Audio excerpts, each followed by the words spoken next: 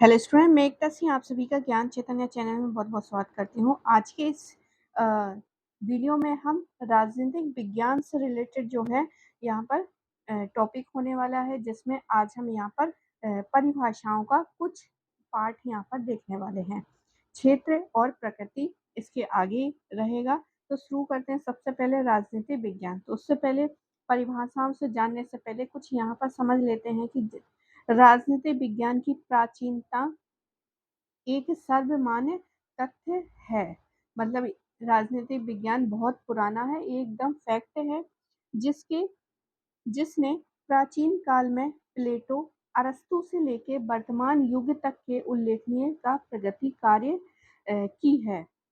जो शब्द है राजनीतिक विज्ञान अंग्रेजी भाषा के पॉलिटिकल साइंस का हिंदी रूपांतरण है। इसका जिनकी उत्पत्ति जो है यूनानी भाषा के शब्द पोलिस से हुई है। अब यूनानी भाषा में पोलिस का क्या अर्थ होता था? तो पोलिस का अर्थ होता था नगर राज्य। 500 ईसा पूर्व पहले यूनानी लोग जो है इन्हीं जो ये नगर राज्य पोलिस हुआ करते थे, नगर राज्य में ही रहते थे और इन नगर राज्यों की स्थिति एवं राजनीतिक गतिविधियों से संबंधित ज्ञान को ही राजनीति या पॉलिटिक्स कहा जाता था। मतलब जो नगर राज्य की राजनीतिक व्यवस्था थी, इसी के ज्ञान को उन्होंने पॉलिटिक्स या राजनीति विज्ञान कहा जाता था। पॉलिटिक्स शब्द का प्रयोग सर्वप्रथम अरस्तु ने किया था। अरस्तु ने इस विषय को नीति शास्त्र से अलग कर स्वायत्त विषय का रूप दिया, परंतु अरस्तु को राजनीतिक विज्ञान का पिता कहा जाता है। तो यहाँ पर सबसे इम्पोर्टेंट एक तो पोलिस शब्द का अर्थ है और ये कौन सी भाषा से लिया गया है, ये एग्जाम यूपी टीजीटी पीजीटी में पूछा गया है, ये इम्पोर्टेंट है। इसके अलावा नगर राज्य किनको कहा गया? तो यूनानी लोगों के छोटे छोटे जो नगर राज्य उनको कहा गया। साथ ही यहाँ पर पॉलिटिक्स शब्द का प्रयोग सर्वप्रथम किसने किया? तो ये इम्पोर्टेंट है, अरस्तु ने कहा था। और ये भी इम्पोर्टेंट है कि अरस्तु को ही राजनीतिक विज्ञान का पिता कहा जाता है। तो 2-3 चीज़ें यहाँ पर इम्पोर्टेंट हैं जो कि मैंने गोला लगा के बताया है। आगे अब हम इसकी परिभाषा को देखेंगे तो परिभाषा बहुत सारी है, आधुनिक है, परंपरागत है, फिर उसको राज्य से संबंधी परिभाषा, सरकार से संबंधित परिभाषा या राज्य सरकार से संबंधित परिभाषा। तो ये हम बाद में देखेंगे, वो क्षेत्र के अंतर्गत आएंगे। अभी हम परंपरागत और आधुनिक की तरफ जाते हैं। तो राजनीतिक विज्ञान की परंपरागत परिभाषाओं को देखते हैं। तो सबसे पहले यहाँ पर गार्डनर की आ जाती हैं। जितनी भी डेफिनेशन है सारी की सारी इम्पोर्टेंट है और जब पेपर आता है तो यही जो कथन है पूछे जाते हैं ज्यादातर। तो गार्डनर कहता है कि राजनीतिक विज्ञान का अंत और प्रारंभ, प्रारंभ और अंत क्या है? राज्य के साथ होता है। तो राजनीतिक विज्ञान का आरंभ और अंत राज्य के साथ होता है। ये किसने कहा है? गार्डनर ने कहा है। ब्लंट शली के अनुसार, अब ब्लंट शली क्या बोलते हैं कि राजनीतिक विज्ञान वह विज्ञान है जिसका संबंध राज्य से है और जो ये समझने का प्रयास करता है कि राज्य के आधारभूत तत्व क्या हैं, इसका आवश्यक स्वरूप क्या है, उनकी किन विविध रूपों में अभिव्यक्ति होती है और इसका विकास कैसे हुआ है। तो यहाँ पे ब्लंटशली कुछ इम्पोर्टेंट बातें, की पॉइंट जो है वो यहाँ पर ये है कि एक तो वो राज्य से इसका अध्ययन जो है संबंध मानते हैं, राजनीतिक विज्ञान का संबंध राज्य से है। दूसरी, राज्य को ही समझाने का इन्होंने प्रयास किया है, जैसे कि उसके आवश्यक आधारभूत तत्व है, आवश्यक स्वरूप और उसकी अभिव्यक्ति किस प्रकार से हुई, ये सारी चीजें। आगे है गेटल, कहते हैं गेटल राजनीतिक विज्ञान राज्य कैसा है कि ऐतिहासिक खोज, राज्य कैसा है का विश्लेषणात्मक अध्ययन और राज्य कैसा होना चाहिए, इसी को उन्होंने राजनीतिक एवं नैतिक परिकल्पना है। तो इन्होंने अब ये जो परंपरागत परिभाषाएं, इसको हम ऐसे समझ सकते हैं कि जो चीजें स्टार्टिंग में शुरू हो रही हैं, तो शुरू में तो लोग जितनी चीजें होंगी उसकी ही बात करेंगे। तो चीजें क्या होंगी? छोटी छोटी होंगी। जैसे कि अब राज्य की ही यहाँ पर बात हो रही है, तो राज्य कैसा होना चाहिए, राज्य को किसने खोजा, उसका विश्लेषण अध्ययन क्या होना चाहिए, ये सारी चीजें उन्होंने राजनीतिक विज्ञान को के अंतर्गत रखा। अब यहाँ पर आशीर्वादम है, आशीर्वादम के अनुसार है कि राजनीति विज्ञान राज्य और शासन दोनों का ही विज्ञान है।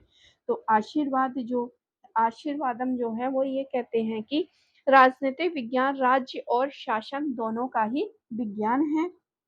जेम्स के अनुसार राजनीतिक विज्ञान राज्य का विज्ञान है, मतलब राज्य का अध्ययन करने वाला जो कोई एक साइंस है वो राजनीतिक साइंस है, यानी पॉलिटिकल साइंस है। सीले कहते हैं कि राजनीतिक विज्ञान उसी प्रकार सरकार के तत्वों का अनुसंधान करता है जैसे संपत्ति शास्त्र संपत्ति का, मतलब राजनीतिक विज्ञान को सीले ने ये बताया है कि वैसे ही सरकार के तत्व का अनुसंधान करता है, जैसे कि संपत्ति शास्त्र किसका अध्ययन करेगा, संपत्ति का। जीव शास्त्र किसका अध्ययन करेगा, जीवन का। बीजगणित अंकों का तथा ज्यामितीय शास्त्र स्थान एवं लंबाई चौड़ाई इन सब का करता है।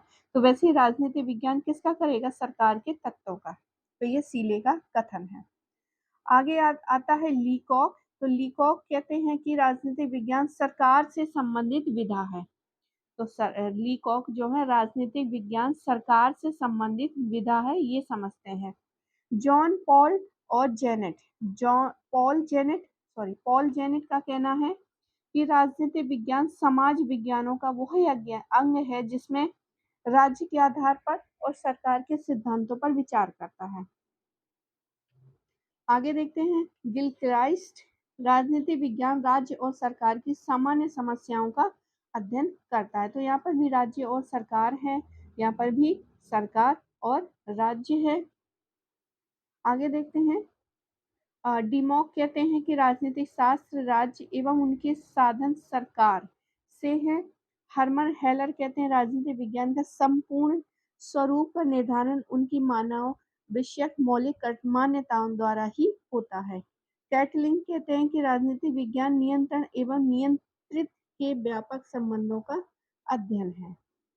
तो ये थी कुछ यहाँ पर परंपरागत। चूंकि परंपरागत में क्या होगी कि जैसे पहले उन्होंने नगर राज्य, तो राज्य इम्पोर्टेंट हो गया, धीरे धीरे फिर सरकारें बनी, तो उन्होंने कहा कि नहीं राज्य नहीं होगा, सरकार होंगी। फिर धीरे धीरे और इसका जो है विस्तृत क्षेत्र बढ़ता गया, तो उन्होंने क्या कहा, नहीं, जो सरकार, राज्य और सरकार दोनों का अध्ययन करने वाले जो हैं वो अध्ययन करेगा, उसको पॉलिटिकल साइंस के अंतर्गत रखा जाएगा। तो ये थी कुछ परंपरागत। तो परंपरागत में दोनों ही चीजें आती हैं, चाहे वो राज्य से संबंधित हो, सरकार से संबंधित हो या राज्य सरकार से संबंधित। अब आगे आती है आधुनिक परिभाषाएं।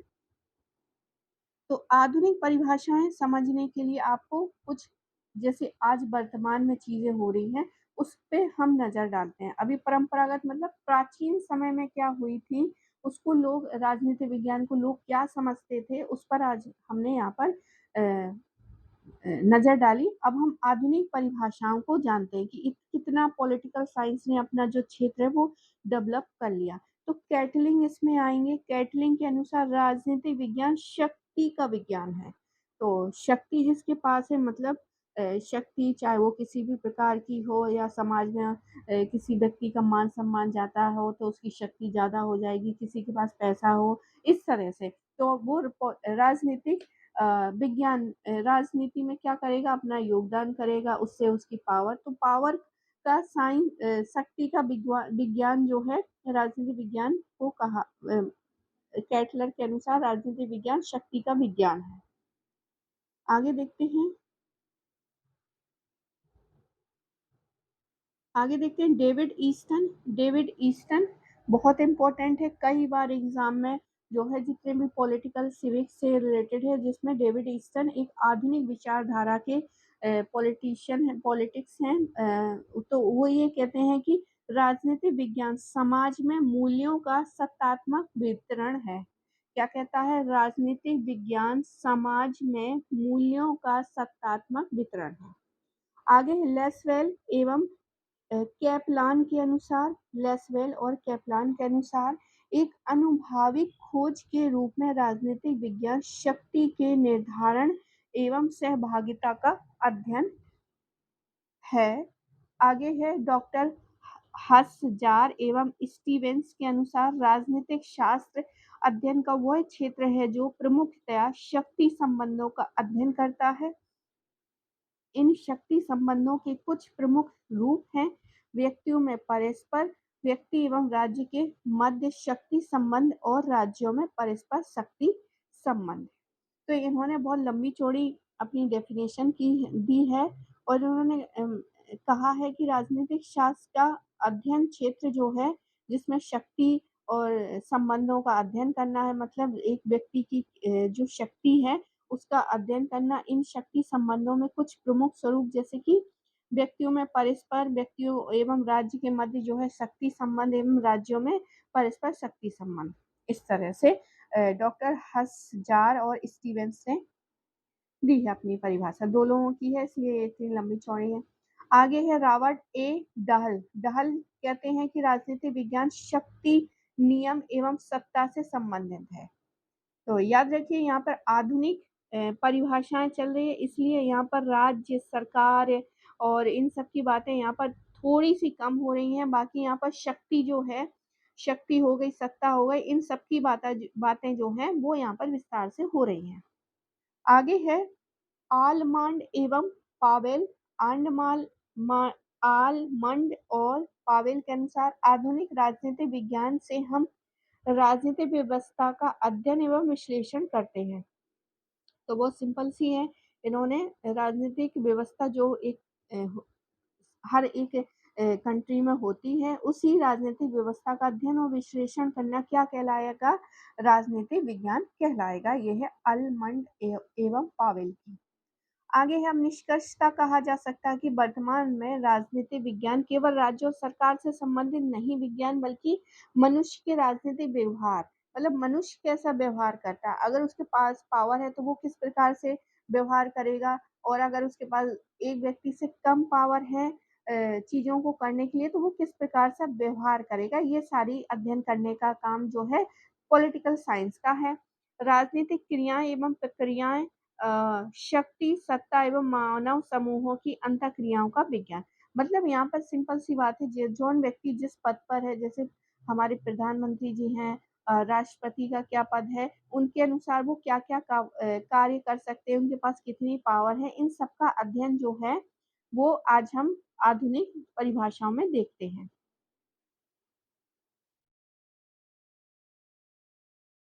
आगे देखते हैं, अब यहाँ पर राजनीतिक विज्ञान जो हमने पढ़ा उसको हम यहाँ पर समराइज कर लेते हैं कि राज्य का अध्ययन परंपरागत दृष्टिकोण में कौन-कौन से आते हैं? राज्य का अध्ययन, सरकार का अध्ययन, राज्य और सरकार दोनों का, और चौथा आता है राज्य, सरकार एवं व्यक्ति का, जिसमें लोग कौन-कौन से हैं?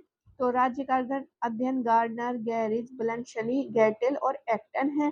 सरकार का अध्ययन सीले और लीकॉक हैं। फिर दोनों का मिश्रित जो है राज्य सरकार का अध्ययन पॉल जेनेट और गिलक्राइस्ट है। राज्य का अध्ययन, सरकार का अध्ययन और व्यक्ति, इन तीनों का अध्ययन हरमन हेलर और लास्की।